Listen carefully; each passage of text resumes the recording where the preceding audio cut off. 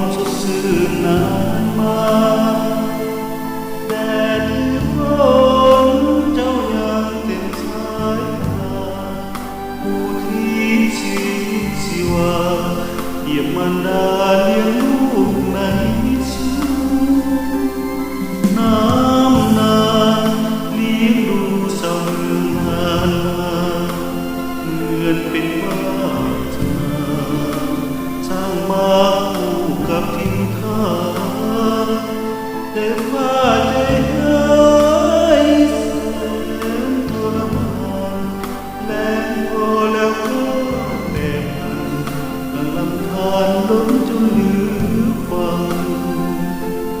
โอดหายฟ้าดินกดเครื่องมัวมองฝนตกหลังเทลงค้างไหลน้องเต็มสายปลาสัตว์จริงเขาขอไหลไปกับข้าวน้ำตาเวรกรรมซ้ำเติมน้ำตา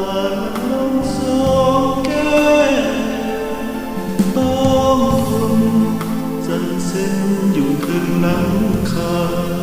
บนถึงพี่น้องเรามาช่วยเข้าป่าพออยู่